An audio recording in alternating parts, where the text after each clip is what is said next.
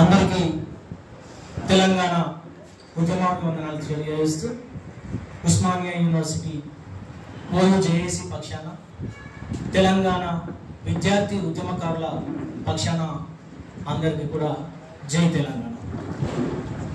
మిత్రులారా, జర్నలిస్టులుగా మీరు చేస్తున్నటువంటి ఈ ప్రయత్నం చాలా ఆహ్వానించదగినది. అయితే మీరు చేసిన ఈ డిమాండ్స్ ఏవైతున్నాయో ఇవేమి పెద్ద గొంతమ్మ కోరికలు కావు.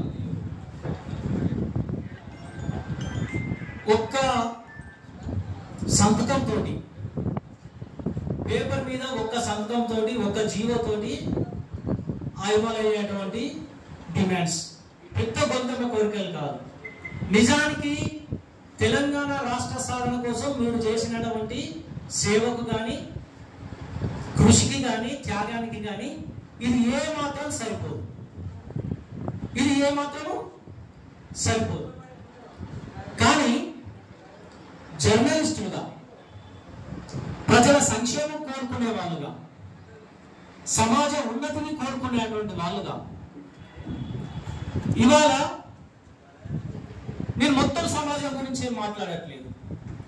ఏదైతే మనం తెలంగాణ కోసం కొట్లాడామో ఇవాళ ఆ తెలంగాణలో ఏం జరుగుతుంది,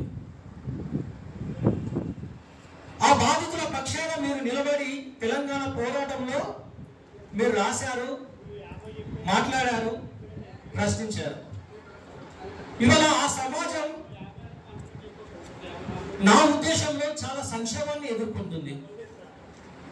తెలంగాణ వస్తే అన్నిటికీ సమాధానం దొరుకుతుంది అని చెప్పేసి చాలా మంది భావించారు. కానీ తెలంగాణ వచ్చిన తర్వాత మరింత సంక్షోభంలోకి నెట్టబడ్డది తెలంగాణ సమాజం అని చెప్పి నేను ఒక విద్యార్థి ఉద్యమకారునిగా నా అబ్జర్వేషన్లో నేను అనుకుంటున్నాను. మరి మీరేమో ఫీల్ అవుతున్నారు అనేది జర్నలిస్ట్ మిత్రులు ఇంకా విపులంగా మాట్లాడాల్సి ఉండేదేమో. కొందరు మాట్లాడారు, కానీ అది సరిపోదు. ఎందుకంటే ఈ సమాజాన్ని విశ్లేషిస్తున్నటువంటి వాళ్ళు, ప్రతిదీ అబ్జర్వ్ చేస్తున్నటువంటి వాళ్ళు, ఈ తెలంగాణ సమాజానికి ఏం కావాలో దిశానిర్దేశం చేసేటువంటి వాళ్ళుగా మీ పాత్ర చాలా ముఖ్యమైనది. ఇవాళ తెలంగాణ అడుగడుగున అత్యాచారాలు, దొంగతనాలు, దోపిడీలు అనేకం, ఇంకా మనం మహిళల విషయంలో కావచ్చు, ఇంకా అనేక విషయంలో మనిషి మనుగడ ప్రశ్నార్థకం అవుతున్నటువంటి చోట ఇవాళ జర్నలిస్టులుగా మీరు సమావేశమయ్యారు. మిత్రులారా, దీన్ని దృష్టిలో పెట్టుకోండి. సరే, జర్నలిస్టులుగా మన డిమాండ్లలో నేను ఇంకొక అంశాన్ని చేర్చదలుచుకున్నా. మనిషి బ్రతకడానికి కావలసినటువంటి మౌలిక సౌకర్యాలు, ఉండడానికి ఒక ఇల్లు. ఎంతమంది జర్నలిస్టులకి ఇక్కడ సొంత ఇల్లు ఉన్నాయో తెలియదు, పోనీ ఊళ్ళలో ఉన్నాయో తెలియదు. ఊళ్ళలో ఉన్న సంతోషం, ఇక్కడ ఉంటే మరీ సంతోషం. కానీ అట్లా చాలా మందికి లేవనే నేను భావిస్తున్నా. మనిషి ఆత్మగౌరవంతో బతకడం కోసం, వాళ్ళ పిల్లల్ని సాదుకోవడం కోసం, వాళ్ళ కుటుంబాన్ని సంరక్షించుకోవడం కోసం కావాల్సిన అవకాశాల కోసమే ఇవాళ మనం డిమాండ్స్ పెడతా ఉన్నాం. అంటే తెలంగాణ సమాజంలో జర్నలిస్టుల పరిస్థితి ఈ విధంగా ఉంటే, అక్షరాస్యత లేని మారుమూల గ్రామాల్లో నివాసం ఉండి, గుడిసెళ్లలో నివాసం ఉండి కూలీ నాలి చేస్తున్నటువంటి తల్లిదండ్రుల పరిస్థితి ఇంకెంత గందరగోళంగా ఉందో ఆలోచించండి.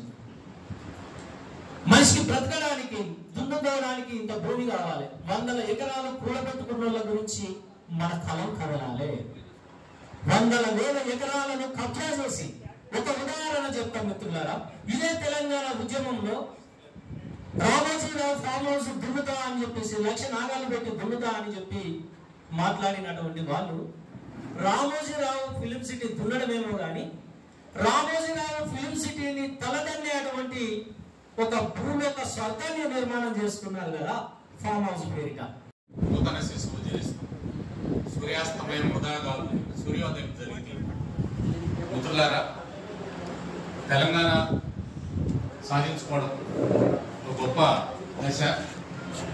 కానీ మన జర్నలిస్టుగా ఏం చేయాలి అని మన మోహన్ బైరాగి చెప్పాడు. మోహన్ బైరాగి నేను తెలంగాణ మూమెంట్ ఒక పక్క జరుగుతుండగా మేము వేరే ఒక విద్యా సంస్థను పెట్టి అది కూడా తెలంగాణ ఉద్యోగులు బాగా నడిపాము.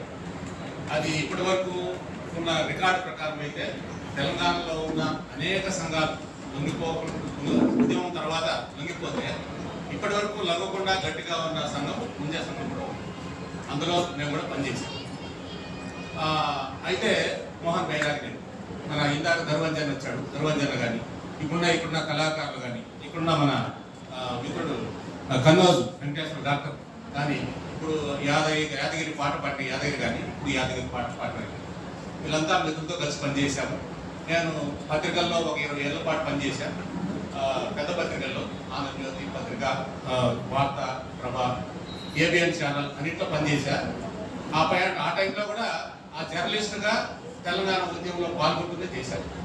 అయితే అది ఎందుకు అంత అనుబంధం అంటే మన పక్క సమీపంలో పక్క రాష్ట్రంలో తెలంగాణ ఉద్యమం జరుగుతుంది. ఎన్నో ఉద్యమాల్లో పాల్గొన్నా కూడా మన కళ్ళ ముందర జరుగుతుంది ఇది కాబట్టి దీంట్లో మనం పాల్గొవాలా, కళ్ళారా చూడాలి అని అందులో పాల్గొని చూసి అది వచ్చిన విజయాన్ని కూడా నేను కళ్ళారా చూసి కొంత ఆనందం కలిగింది. అయితే మనం ఇంకా ఇదే ఇక్కడితో ఆగిపోదామంటే ఆగిపోవాల్సిన అవసరం లేదు. మనకు తెలంగాణ ఇందాక జర్నలిస్టుల పరంగా ఏమి మనం కోరాలి, డిమాండ్ చేయాలనే దాంతోపాటు ఈ తెలంగాణ సమాజాన్ని కూడా ఇంకా మనం మార్చుకోవాల్సింది చాలా ఉంది.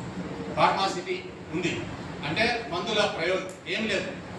అమెరికా వాళ్ళు కూడా మన మందులనే దిగుమతి చేసుకుంటారు ఎక్కువ. ఎందుకంటే మందులు ఎక్కువ కలుషితం చేసి ఆ భూమి నేల అంతా కలుషితం అయిపోతాయి.